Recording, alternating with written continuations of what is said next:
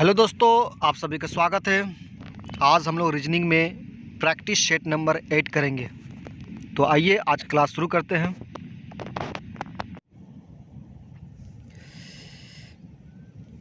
यदि M at the rate R percentage के has G has N and T है तो निम्न में से कौन सा कथन सत्य नहीं है बोला गया। तो इस तरह क्वेश्चन को करने के लिए सबसे पहले हम लोग आएंगे ऑप्शन में। यहाँ बोला गया है आर जी का बेटी है, तो आर और जी का रिलेशनशिप देखेंगे तो यहाँ पर आर और यहाँ पर जी है। तो आर को सबसे पहले चेक करेंगे। यहाँ पर आर बेटी बोला गया, मतलब आर यहाँ फीमेल है कि नहीं चेक कर लेते हैं। तो आर और के को चेक करेंगे। आर परसेंटेज के, परसेंटेज का मतलब क्या बोला गया है, बी की बहन है ए, मतलब सेकेंड वाला जो है उसका बहन कौन है, फर्स्ट वाला ए है। तो यहाँ पर आर क्या हो जाएगा, के का बहन हो जाएगा। इसका मतलब आर यहाँ पर फीमेल है और बेटी भी फीमेल होती है, तो ये फीमेल हो जाएगा। ऑप्शन बी में आते हैं तो एन के की दादी है, तो एन को भी, एन का जेंडर चेक कर लेते हैं हम लोग। एन कहाँ पर है, एन यहाँ पर है, कहाँ पर, यहाँ पर एन और के। तो जी हैज़ एन, हैज़ का मतलब क्या होता है, बी का बेटा ए है, ठीक है। तो यहाँ पर एन और टी का, टी से जेंडर पता करेंगे, एन और टी से। एन का मतलब क्या होता है, बी की पत्नी ए है, तो यहाँ पर टी का पत्नी क्या हो जाएगा, एन। एन का मतलब यहाँ पर फीमेल है, तो ये भी कंडीशन सेटिस्फाई कर रहा है। अब आ जाते हैं ऑप्शन डी में। तो एम के की माँ है, यहाँ पर भी फीमेल है, तो एम को चेक करना पड़ेगा। एम को चेक करते हैं यहाँ से। M at the rate R, at the rate का मतलब क्या होता है, बी की माँ है ए, इसका मतलब एम भी यहाँ पर फीमेल हो रही है। अब आ जाते हैं टी का एम के साथ, देखते हैं क्या जेंडर निकलता है। टी का जेंडर निकालना है। टी का जेंडर जैसे कि एन एंड टी। एन का मतलब क्या बोला गया, बी की पत्नी ए है, अगर एन पत्नी है तो टी क्या हो जाएगा, हस्बैंड मतलब पति। तो टी का जेंडर क्या हो जाएगा यहाँ पर, मेल। तीनों ऑप्शन में फीमेल फीमेल आया, ऑप्शन ए, ऑप्शन बी और ऑप्शन डी में फीमेल जेंडर आया। एक ऐसा ऑप्शन है ऑप्शन सी जिसमें जेंडर मेल आया था, मतलब पुरुष। तो ऑप्शन सी हो जाएगा आंसर। यहाँ पूछा गया था कि कौन सा कथन सत्य नहीं है, तो ऑप्शन सी हो जाएगा राइट आंसर। डिस्टेंस और डायरेक्शन से संबंधित क्वेश्चन है।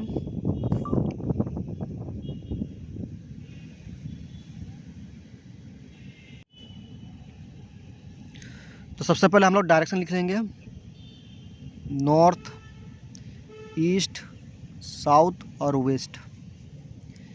अरुण एक बिंदु ए से चलना शुरू किया और 10 किलोमीटर पूरब में, पूरब का मतलब ईस्ट, पूरब में बिंदु बी तक गया। फिर वह उत्तर की ओर घूमा और 3 किलोमीटर चलकर, उत्तर में 3 किलोमीटर।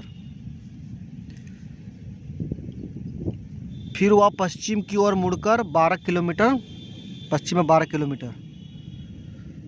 फिर वह दक्षिण की ओर मुड़ा और बिंदु ई तक 3 किलोमीटर चला, मतलब दक्षिण मतलब साउथ, साउथ में 3 किलोमीटर चला। तो वह आरंभिक बिंदु से किस दिशा में है। तो यहाँ पर हम लोग अंतर निकालेंगे, नॉर्थ और साउथ का अंतर निकालेंगे और ईस्ट और वेस्ट का अंतर निकालेंगे। तो नॉर्थ और साउथ का अंतर 0 हो जाएगा क्योंकि 3 3 कैंसिल हो जाएगा। अब यहाँ से साउथ, वेस्ट और ईस्ट का अंतर निकालेंगे तो 12 माइनस 10 हो जाएगा इक्वल टू 2, तो 2 किलोमीटर अंतर होगा। अब यहाँ पर हमें डायरेक्शन निकालना है। डायरेक्शन निकालने के लिए सबसे पहले हम लोग नंबर पर ध्यान देंगे। यहाँ पर 10 नंबर है और यहाँ पर 12 नंबर है, तो सबसे बड़ा नंबर कौन सा है दोनों में से, 10 12 में से 12 नंबर बड़ा नंबर है। तो 12 नंबर किस डायरेक्शन में है, वेस्ट डायरेक्शन में है, तो यहाँ पर हो जाएगा वेस्ट। बड़े नंबर जिस डायरेक्शन में है वही डायरेक्शन को लेते हैं। तो 12 नंबर वेस्ट में था, तो आंसर हो जाएगा आपका वेस्ट। वेस्ट का मतलब पश्चिम, तो ऑप्शन सी हो जाएगा आंसर।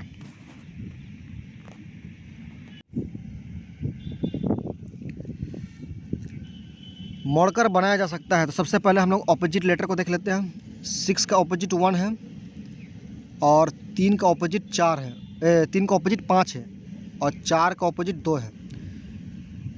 तो जैसे कि यहाँ पर 6 का ऑपोजिट 1, 3 का ऑपोजिट 5 और 4 का ऑपोजिट 2, ये 3 जोड़ा ऑप्शन में नहीं होना चाहिए और वही आंसर हो जाएगा। जैसे ऑप्शन ए में आते हैं तो देखिए 3 6 4 है, इसमें 6 तो है लेकिन 1 नहीं है। और इसको चेक करते हैं 3 5, 3 तो है लेकिन 5 नहीं है। इसमें आते हैं 4 तो है लेकिन 2 नहीं है। इसका मतलब ऑप्शन ए राइट आंसर हो जाएगा। अब ऑप्शन ए में आते हैं तो ऑप्शन ए इसमें है और इसमें है, ये दोनों गलत हो जाएगा क्योंकि ऑप्शन ए राइट है, तो ऑप्शन ए वाला राइट होना चाहिए और ऑप्शन ए और ऑप्शन सी में ए नहीं था, इसका मतलब ये ऑटोमेटिक कट हो जाएगा। अब आ जाते हैं ऑप्शन बी में, तो देखिए यहाँ 4 2 6 है। सबसे पहले 6 और 1 को चेक करते हैं। 6 तो है लेकिन 1 नहीं है। 3 और 5 को चेक करते हैं, 3 5 दोनों नहीं है। अब इसको चेक करते हैं 4 और 2 को। 4 और 2 इसमें दोनों है, देखिए दोनों रहने से ऑप्शन कट जाता है, मतलब रॉन्ग हो जाता है, तो ऑप्शन बी गलत हो जाएगा। ठीक है, आप देखिए ऑप्शन बी और डी में चेक करते हैं तो यहाँ पर देखिए डी है और डी को चेक कर लेंगे तो पता चल जाएगा। ऑप्शन डी में आते हैं तो देखिए क्या हो रहा है। ऑप्शन डी में 3 है 4 है 5 है, तो सबसे 6 1 को चेक करेंगे, 6 1 नहीं है। 3 5 देखिए इसमें 3 5 दोनों है, इसका मतलब ऑप्शन डी रॉन्ग हो जाएगा, इसका मतलब ऑप्शन बी भी कट जाएगा। तो इस तरह से automatic option D right answer हो जाएगा, आगे चेक करने की ज़रूरत नहीं है।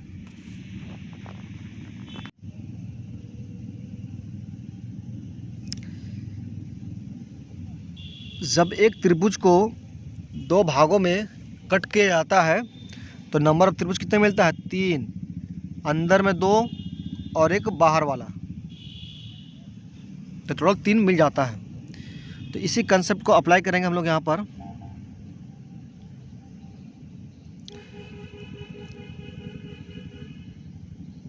पहला कट किए तो 3 मिलेगा, फिर दूसरा कट किए तो 3 मिलेगा, तीसरा कट किए तो 3 मिलेगा, तो इस तरह से 9 मिल जाएगा।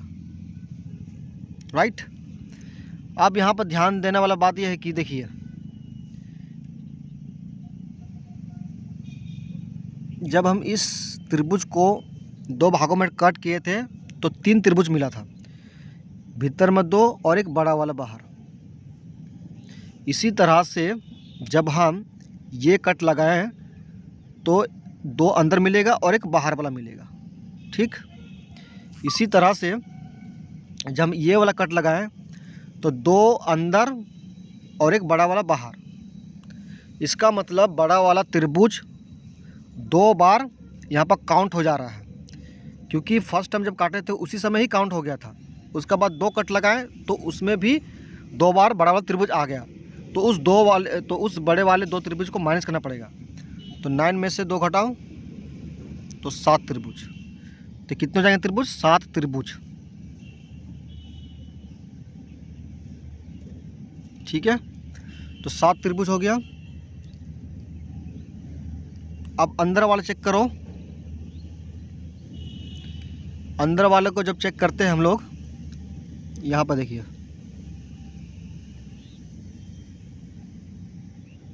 यहाँ पर कट हो रहा है तो 3 मिल जाएगा। इसी तरह से यहाँ पर भी कट हो रहा है, 3 मिल जाएगा, और यहाँ पर भी कट हो रहा है तो 3। तो 3 + 3 6 और 6 + 3 9, 7 मिला था और इसमें ऐड कर दो 9, तो टोटल नंबर ऑफ त्रिभुज 16 मिल जाएगा। ऑप्शन ए राइट आंसर हो जाएगा। तो आपको डायरेक्ट याद कर लेना है कि जब भी एक त्रिभुज के अंदर 3 लाइन आपस में कट करते हैं तो नंबर ऑफ त्रिभुज कितने मिलते हैं? 16 मिलता है।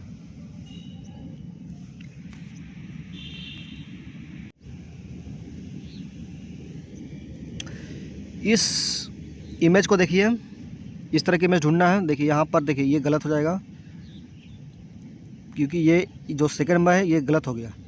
और यहाँ पर तो ऑप्शन सी में, तो ऑप्शन सी में मिल रहा है। ऑप्शन बी में देखिए ये वाला जो ऊपर दिख रहा है थर्ड वाला जो इस तरह का है वाइट कलर में है, और यहाँ पर ऑप्शन बी में आते हैं तो यहाँ पर थर्ड वाला ब्लैक पार्ट में है, इस तरह पूरा है, इसलिए ऑप्शन बी भी राइट आंसर नहीं होगा। ऑप्शन ए में आते हैं तो ऑप्शन ए या तो ऑप्शन सी होगा आंसर। अब इसको देखिए इस तरह खुलेगा पेज, तो इस ये वाला का ऑपोजिट क्या होगा? ये वाला का ऑपोजिट यहाँ पर आ जाएगा। जैसे बता रहा हूँ मैं, जब ये पेज खुलेगा तो ये वाला इमेज इस तरह आ जाएगा कोना में।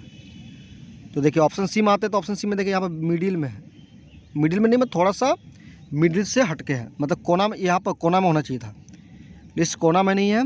और यहाँ पर आते हैं तो देखिए यहाँ पर ऑप्शन ए में आते हैं, देखिए यहाँ कोना में है, इसका मतलब ऑप्शन ए राइट आंसर हो जाएगा।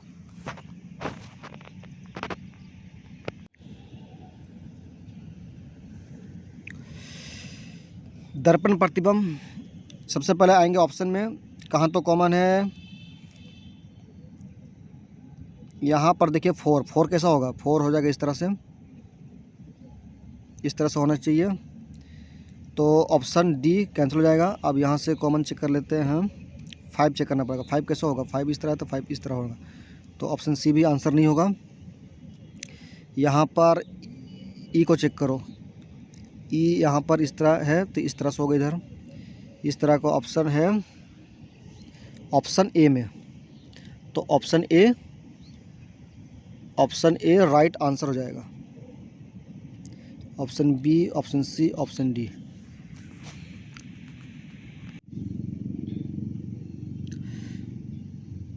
यहाँ पर आते सबसे पहले ऑप्शन में, तो 3 और 5 को चेक करते हैं। 3 में आते हैं तो कहाँ तक सेम है? SOL,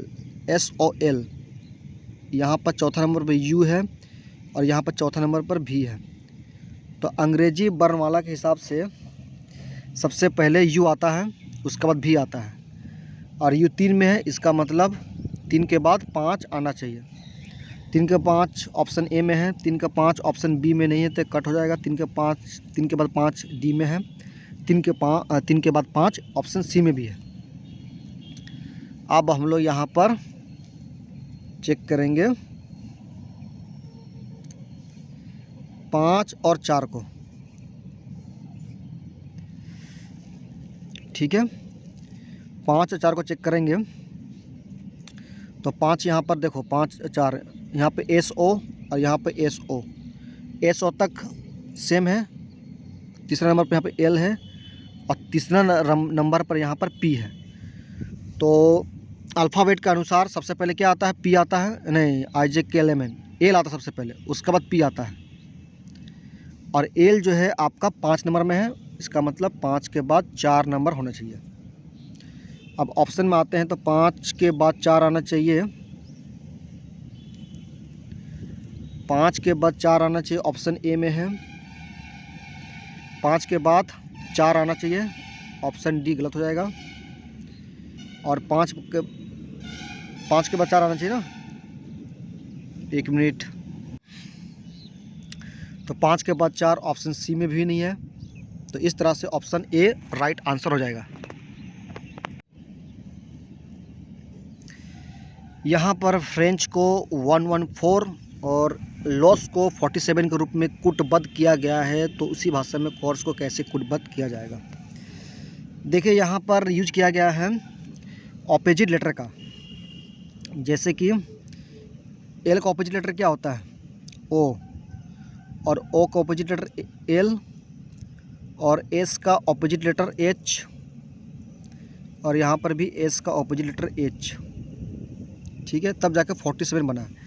अब यहाँ ऑपोजिट लेटर जैसे कि ओ है तो इसका प्लेस वैल्यू लिखेंगे, तो ओ का प्लेस वैल्यू 15 होता है, इसी तरह से L का प्लेस वैल्यू 12 और H का प्लेस वैल्यू 8 और इस H का प्लेस वैल्यू 8। अब इनको सम कर देंगे।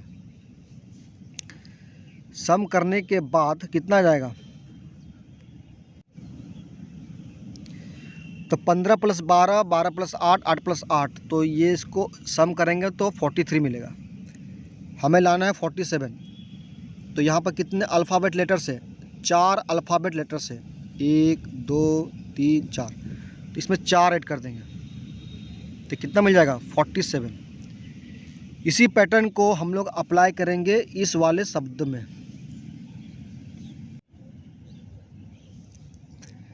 सी का ऑपोजिट लेटर क्या होता है, एक्स।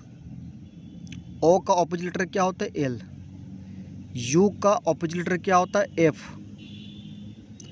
आर का ऑपोजिट लेटर होता है आई, और एस का ऑपोजिट लेटर हो जाएगा एच, और ई का ऑपोजिट लेटर हो जाएगा भी। अब हम लोग यहाँ पर एक्स का प्लेस वैल्यू लिखेंगे। एक्स का प्लेस वैल्यू 24 होता है, प्लस एल का प्लेस वैल्यू कितना होता है 12, प्लस एफ का 6, आई का 9, एच का 8 एंड भी का 22। ठीक है, और कितने अल्फ़ाबेट लेटर्स हैं, 1 2 3 4 5 6, तो इसमें 6 ऐड कर देंगे। अब हम लोग यहाँ पर यूनिट डिजिट कंसेप्ट को अप्लाई करेंगे। 24 का यूनिट डिजिट कितना होता है 4, 12 का 2 और यहाँ पर 22 का 2।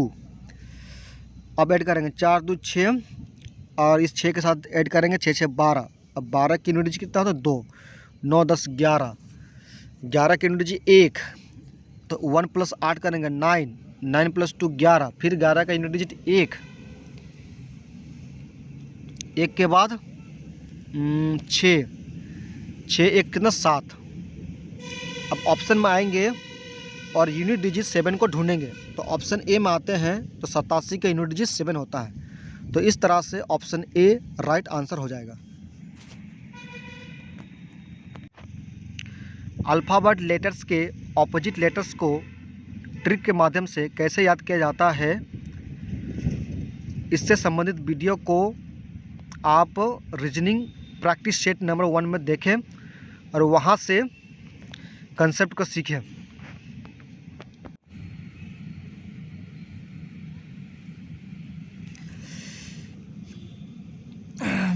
सेट की संख्या एक दूसरे से संबंधित है। तो देखिए यहाँ पर 45 जो है 9 और 6 नंबर से बड़ा नंबर है, तो यहाँ पर हम लोग गुना मेथड यूज करेंगे। तो 9 + 6 करेंगे तो कितना मिलेगा 15, और 9 में से 6 गया तो मिलेगा 3। अब इन दोनों को गुना कर दो तो 45 मिल जाएगा।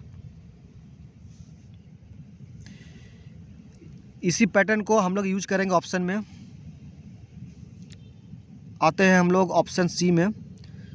तो 8 + 10 करेंगे तो कितना मिलेगा 18, फिर 10 - 8 करेंगे तो कितना मिलेगा 2। अब इन दोनों को गुना करेंगे तो 36 मिल जाता है। तो ऑप्शन सी राइट आंसर हो जाएगा।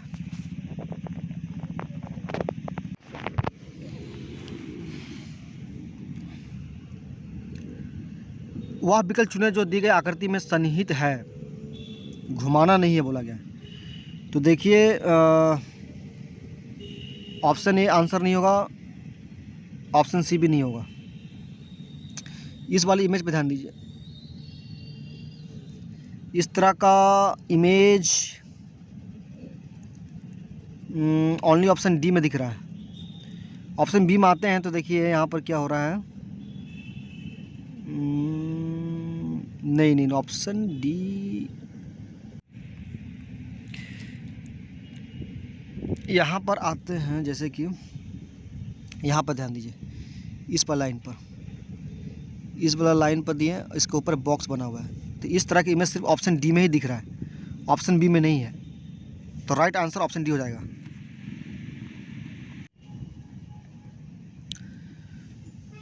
कथन और निष्कर्ष से संबंधित क्वेश्चन है। निष्कर्ष में आते हैं। कोई भी लिखा हुआ है ना, कोई भी का मतलब क्या होता है, कोई भी का मतलब होता है सभी। क्या होता है? सभी। तो यहाँ पर बैंक है और कार्यालय है। बैंक और कार्यालय कथन 1 में है, और यहाँ पर कोई भी का मतलब अभी बताया मैंने, सभी होता है। और ये सिंगल स्टेटमेंट का क्वेश्चन है, तो सभी फॉलो करता है कुछ। कथन में अगर सभी है और कोई भी का मतलब अभी मैंने बताया सभी होता है, तो सभी जो है कुछ को फॉलो करता है। इसका मतलब कुछ वाला शब्द जो है निष्कर्ष में होना चाहिए।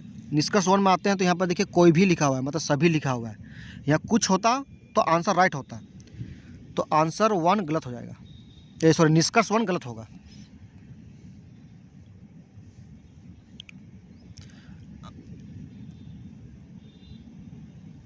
अब आ जाते हैं हम लोग निष्कर्ष 2 में। यहाँ पर स्टॉल है और बैंक है। यहाँ पर स्टॉल है, यहाँ पर बैंक है, और कार्यालय यहाँ पर भी है, यहाँ पर है, दोनों कॉमन शब्द है तो कट कर देंगे। तो इस तरह से जब कट होता है तो हम लोग सबसे पहले कथन 1 में आते हैं। और कथन 1 में क्या है? कोई भी लिखा हुआ है। कोई भी का मतलब सभी बोला मैंने अभी, सभी प्लस कथन 2 में आएंगे तो यहाँ पर भी सभी लिखा हुआ है, और सभी प्लस सभी के बराबर होता है सभी, मतलब सभी प्लस सभी के बराबर सभी होगा, और ये सभी शब्द निष्कर्ष में होना चाहिए। निष्कर्ष में आते हैं तो देखिए कोई भी लिखा हुआ है, मतलब सभी वर्ड आ रहा है, ये आंसर हो सकता है, लेकिन ये आंसर नहीं होगा। क्यों नहीं होगा आइए बताते हैं। जब सभी वर्ड आएगा तो सभी जो है सबसे पहले बैंक आएगा, उसके बाद स्टॉल होगा। तो यहाँ पर देखिए सबसे पहले आ गया स्टॉल, उसके बाद बैंक में आया है, इसीलिए निष्कर्ष 2 गलत हो जाएगा। अगर बैंक पहले होता और स्टॉल बाद में होता तो आंसर राइट हो जाता। और एक चीज़ यहाँ समझने वाली बात है, सभी प्लस सभी के बराबर होता सभी या तो कुछ, दोनों आ सकता है। सभी प्लस सभी के बराबर होगा सभी या तो कुछ, राइट। तो यहाँ पर कुछ, अगर यहाँ पर कुछ शब्द होता निष्कर्ष 2 में तो ये राइट आंसर हो जाता है। जब कुछ आएगा तो हम लोग रिवर्स लेंगे, जैसे कि सबसे पहले स्टॉल आएगा, उसके बाद बैंक आएगा। तो यहाँ पर सबसे पहले स्टॉल आया था, उसके बाद बैंक आया था, और यहाँ पर कुछ शब्द होता तो निष्कर्ष 2 सही हो जाता। आई होप आप कंसेप्ट को समझ गए होंगे। तो यहाँ पर निष्कर्ष 1 और निष्कर्ष 2 गलत हो गया। अब आते हैं ऑप्शन में। तो निष्कर्ष 1 तो गलत है, इसको कट कीजिए। निष्कर्ष 1 और 2 ऑप्शन सी में है। निष्कर्ष 1 गलत है तो ऑप्शन सी भी आंसर नहीं होगा। यहाँ पर देखिए ऑप्शन डी में निष्कर्ष 1 आया है और निष्कर्ष 1 गलत है, तो इसको भी कट कर देंगे। तो इस तरह से automatic option B right answer हो जाएगा, आगे चेक करने की ज़रूरत नहीं है। अगर हम इसको चेक करते हैं तो देखिए क्या मिलेगा आंसर। निष्कर्ष 3 में आते हैं तो स्टॉल और कार्यालय लिखा हुआ है। यहाँ पर कार्यालय है, स्टॉल, ये सिंगल स्टेटमेंट का क्वेश्चन है। यहाँ पर सभी है और सभी फॉलो करता है कुछ को, इसका मतलब निष्कर्ष में कुछ वाला शब्द होना चाहिए। तो निष्कर्ष 3 में आते हैं तो देखिए यहाँ पर कुछ वाला शब्द है, इसका मतलब निष्कर्ष 3 सही हो जाएगा। तो only option B will be right answer. धनिया, मसाले, दालचीनी। मसाले के अंदर धनिया आता है और धनिया के अंदर मसाले के अंदर दालचीनी आता है। कहने का मतलब है मसाले के अंदर धनिया भी होगा और दालचीनी होगा, और धनिया और दालचीनी अलग अलग होते हैं, तो अलग अलग सर्कल बनाया गया है। और ये बड़ा वाला सर्कल जो है मसाले, और मसाले के अंदर धनिया भी होता है और दालचीनी भी होता है। तो इस तरह की इमेज ऑप्शन बी में है।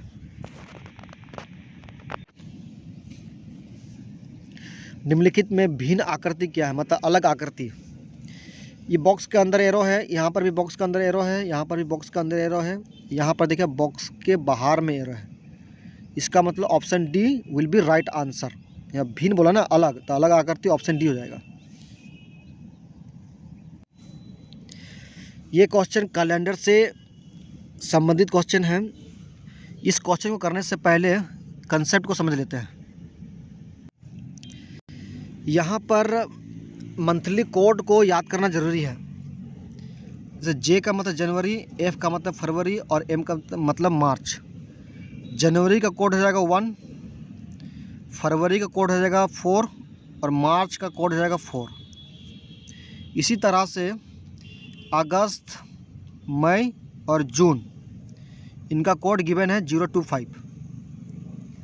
इसी तरह से यहाँ पर जुलाई, एक मिनट, ये अप्रैल है, ये अप्रैल है, सॉरी, अप्रैल, मई, जून। अप्रैल का कोड 0, मई का कोड 2 और जून का कोड 5। इसी तरह से यहाँ पर आते हैं जुलाई, अगस्त, सितंबर में तो कोड मिलता है 036। इसी तरह से अक्टूबर, नवंबर, दिसंबर का कोड 146। इनको याद करना ज़रूरी है। अब यहाँ पर देखिए ये सेंचुरी है, सेंचुरी कोड को भी याद करना ज़रूरी है। 1900 में आते हैं, 1900 का कोड होता है 0। 1900 सेंचुरी है ना, इसका कोड होता है 0।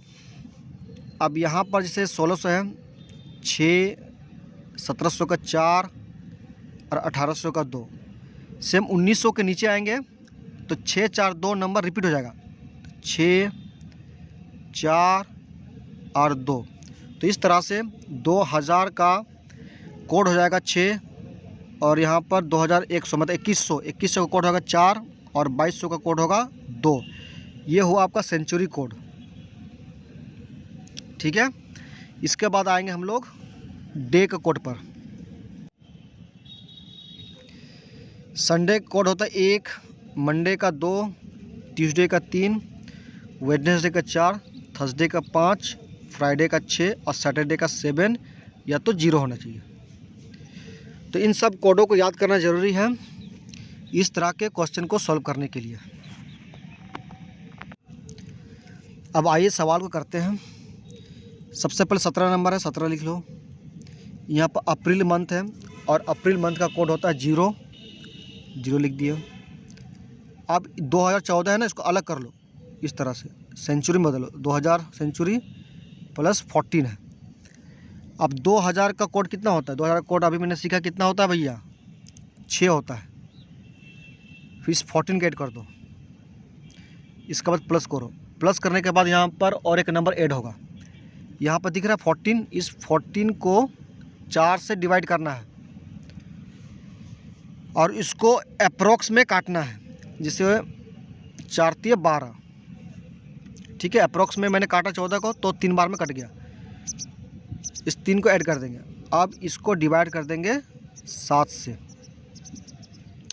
ठीक है, अब ऊपर वालों को सम करते हैं। 17 + 3 20, 20 और 10 30, 30 और 34, 34 और 6 40, तो 40/7। अब 7 से 40 को भागा करेंगे तो 7 × 5 = 35 मिलेगा। तो रिमेनिंग कितना होगा? 5। ये हो गया आपका रिमेनिंग कितना निकला? 5। रिमेनिंग 5 मिला। ठीक है, और दिन का कोड 5 किसका होता है? दिन का कोड 5 गुरुवार का होता है। रिमेनिंग 5 मिला। Sunday, Monday, Tuesday, Wednesday, Thursday, Friday and Saturday. 1 2 3 4 5। 5 code किसका होता है? थर्सडे का। थर्सडे का मतलब बृहस्पतिवार और बृहस्पतिवार का मतलब गुरुवार। तो ऑप्शन ए राइट आंसर हो जाएगा। रिफरेंस शब्द के अक्षरों से कौन सा एक शब्द बनाया जा सकता है? बनाया जा सकता है का मतलब रिफरेंस में जो लेटर यूज हुआ है वही लेटर्स ऑप्शन में होना चाहिए। ऑप्शन ए में आते हैं तो देखिए यहाँ पर पी है, इस रिफरेंस में पी नहीं है, इसका मतलब ऑप्शन ए रॉन्ग हो जाएगा। ऑप्शन सी में आते हैं तो देखिए यहाँ पर एस है, इस रिफरेंस में एस नहीं है, इसका मतलब ऑप्शन सी भी गलत हो जाएगा। ऑप्शन डी में आते हैं तो देखिए यहाँ पर ए है, और इस रेफरेंस में ए नहीं है, इसका मतलब ऑप्शन डी भी गलत हो जाएगा। तो इस तरह से ऑप्शन बी राइट हो जाएगा आंसर। देखिए यहाँ पर नेवर लिखा हुआ ना, ये वाला एन इस रेफरेंस में भी है, ई जो है आपका इस रेफरेंस में भी है, और भी आपका रेफरेंस में है, और आर भी रेफरेंस में है, इसीलिए option B will be right answer.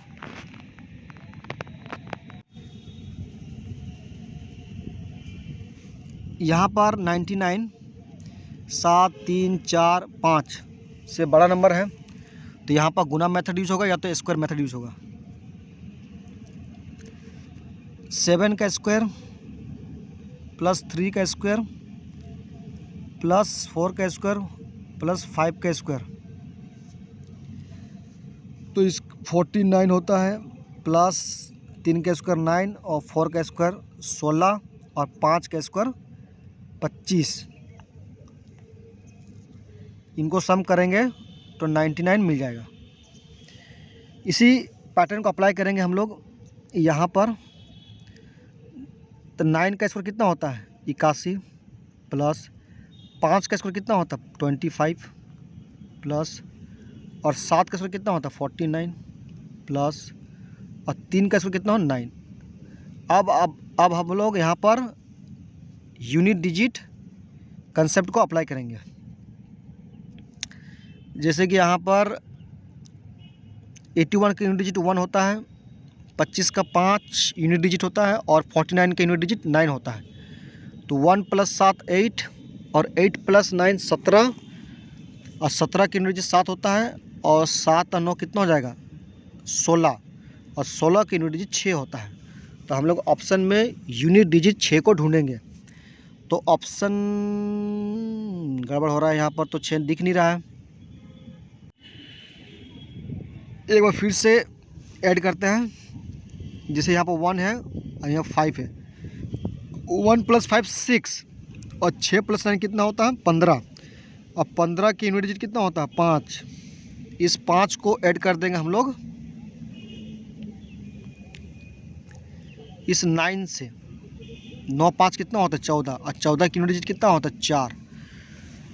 तो यूनिट डिजिट 4 को ढूंढेंगे ऑप्शन में, तो ऑप्शन बी में आते हैं। तो 164 का यूनिट डिजिट 4 होता है। तो इस तरह से ऑप्शन बी राइट आंसर हो जाएगा। जतिन को ठीक से याद है कि उसकी माता का जन्मदिन 12 मार्च के बाद और 17 मार्च से पहले है।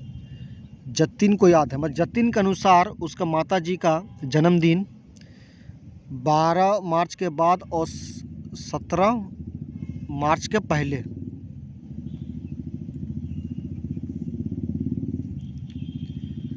तो 12 के बाद कौन सा नंबर 13, 13 के बाद 14, 14 के बाद 15, 15 के बाद यहाँ पर 16।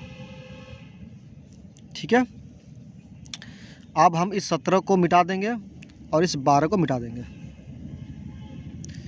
आगे बढ़ते हैं। जबकि उसकी बहन को ठीक याद है कि उसकी माता का जन्मदिन 10 मार्च के बाद, तो 10 लिख लो, और 14 मार्च से पहले 14 लिख लो। अब यहाँ से काउंट करेंगे। उनकी बहन के अनुसार उसके माता का जन्मदिन 10 मार्च के बाद और 14 मार्च से पहले। तो 10 के बाद 11 नंबर आता है, 11 के बाद 12, 12 के बाद 13। अब हम इस 14 और 10 को मिटा देंगे। अब यहाँ पर हम चेक करेंगे कि यहाँ पर जो नंबर है और यहाँ पर जो नंबर आया, इसमें कॉमन नंबर क्या है। कॉमन नंबर देखो, यहाँ पर 13 है और यहाँ पर भी 13 है, और कॉमन वाला नंबर ही आंसर हो जाएगा।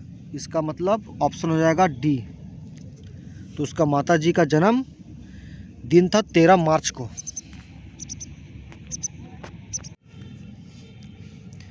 किसी माह का 7वां दिन शुक्रवार है, तो उस माह का 22वां दिन कौन सा होगा।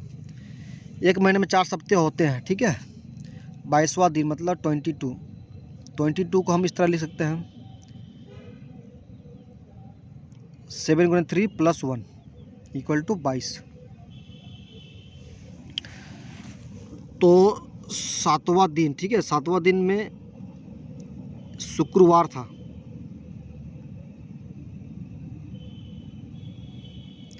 और इसमें +1 कर देंगे तो शुक्रवार के बाद क्या हो जाएगा, +1 का मतलब शुक्रवार के बाद आने वाला दिन। तो शुक्रवार के बाद कौन सा शनिवार आता है, शुक्रवार के बाद शनिवार आता है।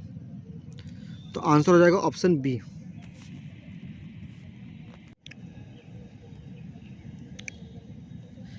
यहाँ पर देखते हैं कि ई का क्लोज एच है, क्योंकि ई का प्लेस वैल्यू 5 होता है और एच का प्लेस वैल्यू 8 होता है। तो इसमें क्या हो रहा है, +3 हो रहा है। तो इसी तरह से यहाँ पर सेकेंड वाले ओ में आते हैं और ओ का प्लेस वैल्यू 15 होता है और इसमें 3 ऐड करेंगे तो 18 मिलता है और 18 होता है आर का प्लेस वैल्यू। इसका मतलब आर फर्स्ट में आएगा। तो ऑप्शन सी आंसर हो जाएगा। इसे हम सेकंड अप्रोच से भी सॉल्व करेंगे। जैसे देखिए यहाँ डब्ल्यू है, यहाँ पर टी और टी है। तो टी का प्लेस वैल्यू होता है 20 और डब्ल्यू का प्लेस वैल्यू होता है 23। तो +3 करेंगे 20 में तो 23 नंबर मिल जाएगा। तो इस तरह से तो यहाँ पर आते हैं, एन यहाँ पर है, एन यहाँ पर है। एन का प्लेस वैल्यू कितना होता है 14 और 14 में +3 करेंगे तो कितना मिलेगा 17 और 17 किसका प्लेस वैल्यू होता है क्यू का। ठीक है, तो 2 बार क्यू होना चाहिए। तो 2 बार क्यू देखिए इसमें नहीं है, इसमें नहीं है, ऑप्शन सी में 2 बार क्यू है। तो ऑप्शन सी हो जाएगा राइट आंसर, क्योंकि यहाँ पर 2 बार एन है तो 2 बार क्यू आना चाहिए। तो इस तरह से भी आप इसे निकाल सकते हैं।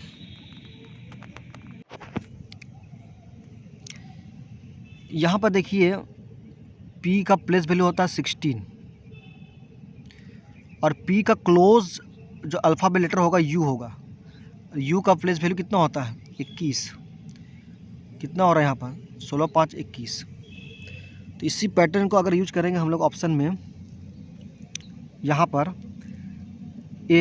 M का प्लेस वैल्यू कितना होता है 13 और 13 में +5 करेंगे तो कितना मिलेगा 18 और 18 R का प्लेस वैल्यू होता है और R को लिखेंगे लास्ट में। तो R लास्ट में किस में है, ऑप्शन ए ऑप्शन सी में है। तो ऑप्शन बी और ऑप्शन डी आंसर नहीं होगा। अब हम यहाँ पर चेक करेंगे, जैसे टी का क्लोज कौन आता है Y आता है। टी का प्लेस वैल्यू 20 और Y का प्लेस वैल्यू कितना आता है 25। यहाँ पर भी +5 हो रहा है। तो इसी कंसेप्ट को हम लोग यूज करेंगे यहाँ पर क्या लास्ट में क्या C है और C का प्लेस वैल्यू कितना होता है 3 में +5 करेंगे तो कितना मिलेगा 8 और 8 होता है प्लेस वैल्यू किसका H का और H फर्स्ट में होना चाहिए। तो H फर्स्ट में इसमें भी है, इसमें भी है। अब यहाँ पर ध्यान दीजिए R, यहाँ पर R है और यहाँ पर I है। तो R का ऑपोजिट लेटर I होता है। IR का मतलब इंडियन रेलवे से याद किए थे ऑपोजिट लेटर को। तो इसी तरह यहाँ पर A आते हैं तो A का ऑपोजिट लेटर क्या होता है Z। यहाँ पर तो Z हो जाएगा लास्ट से सेकंड में, तो लास्ट सेकंड में Z यहाँ पर है। इसका मतलब ऑप्शन सी हो जाएगा राइट आंसर और ऑप्शन ए गलत हो जाएगा।